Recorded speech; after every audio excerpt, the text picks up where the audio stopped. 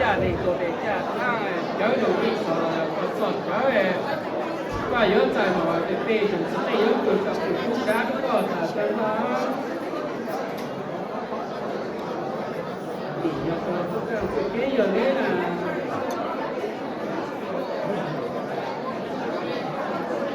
ก็ย่อดีจ้าดีตัวดีจ้าตั้งเดี๋ยวนี้ที่สนก็ใช้ในประโยชน์ใจหน่อยเป็นปีถึงจะได้เยอะขึ้นกับผู้การก็จะเป็นว่า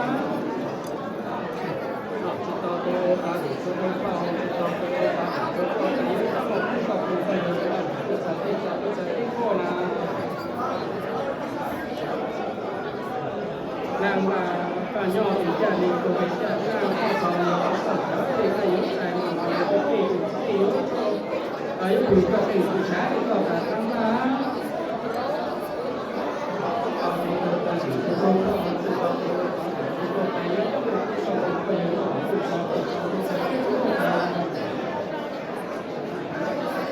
นางมาปีจะมันจะสอบแล้วในประโยชน์ใจของเราเป็นที่จะได้รู้ถึงจะเป็นผู้ชายเป็นก็จะทำมาเราเป็นคนทำงานเราต้องแยกออกจากตัวเราต้องไปเราต้องไปชุมชนหมู่ที่ดูจากที่จอดูจากที่ตัวเรานางมาปีจะก็เอาจากที่ปีจะได้รู้จะเป็นปีละปีตัวก็จะได้รู้ก็ปีละปีทุกชาติก็จะได้รู้ก็ปีละลิ้นที่ช้าเลยก็มาไปเก็บตัวจากตัวนั้นตัวที่ปีจะได้รู้ผ่านกับการผสมรู้คนที่จะได้สร้างความรู้กับการอ่านนั้นนะตัวก็มาตัวก็ตัวตายตัวก็ตายแล้วก็ตัวนั้นตัวจากที่ก็ตัวจากที่ก็จะว่า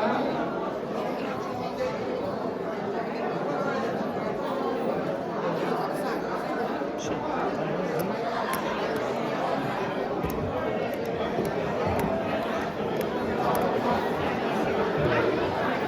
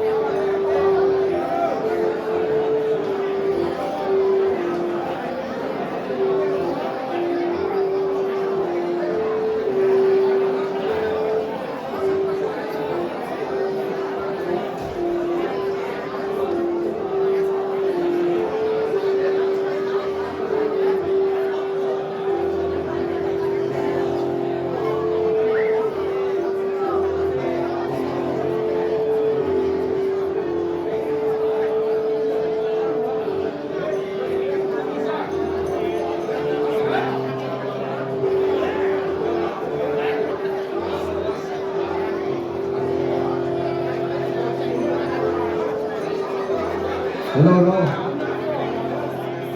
lưu chắc chắn á nó nói là bây giờ đời tôi không tổ chức đó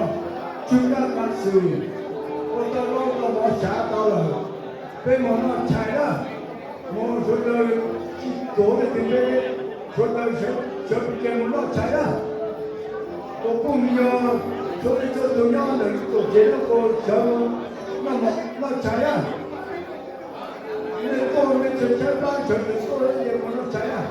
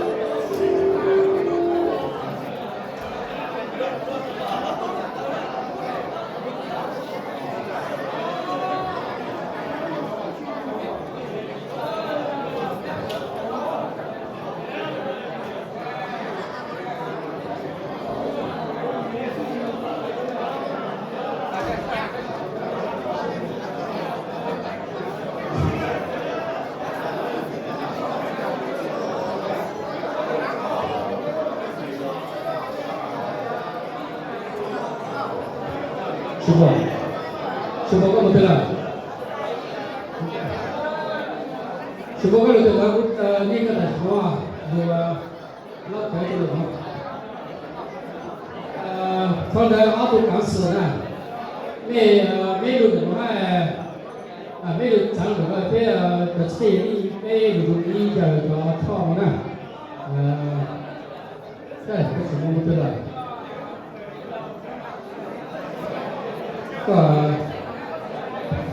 第一个帮忙的嘛，我这个。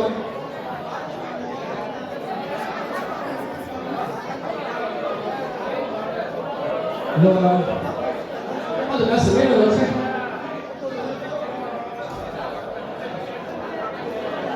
OK， 没有了原来跟老师讲过，老早快多年了，对不对？我嘛开始嘛。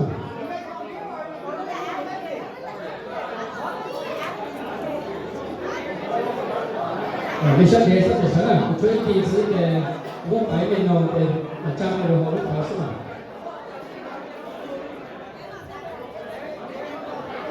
我还没去帮过，你好讲了的，我给我小的要去踩一踩了，哎，好了，你也弄。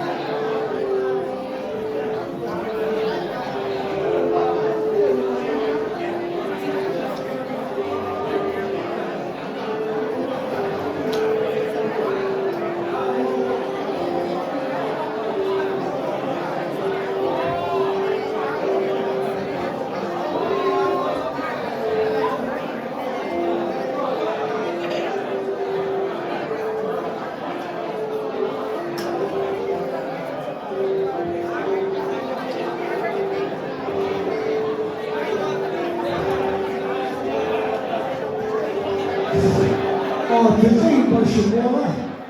我路了，我这苦家挂了，我这苦家挂了，到路了。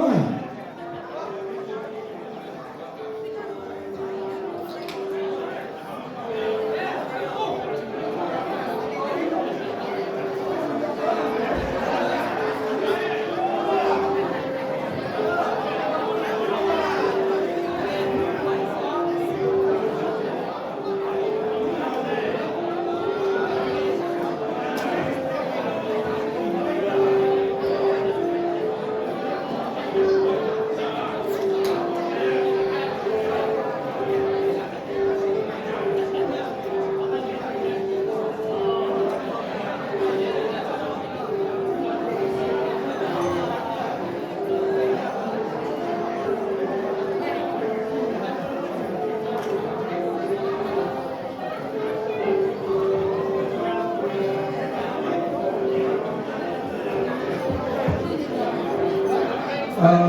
tiền cho mọi người một cái chỗ một gọi mà một nữa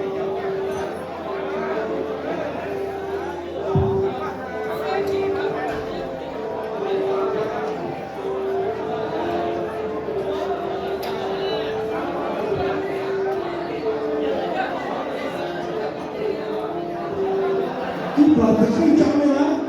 เขาคัดเจอน้องนี่แต่มันปีนก็ช่างสุดปีนเป็นสัตว์โอเค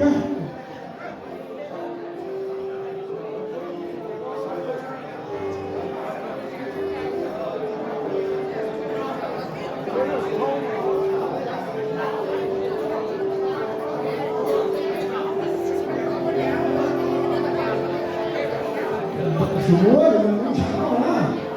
เป็นสิ่งที่ฉลาด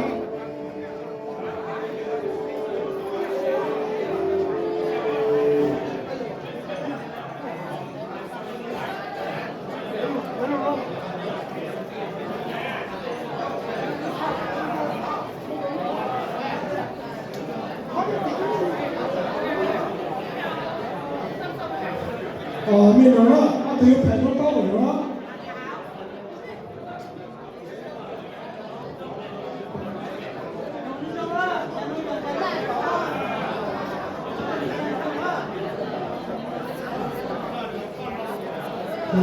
เอาไปเล่นตัวตะกี้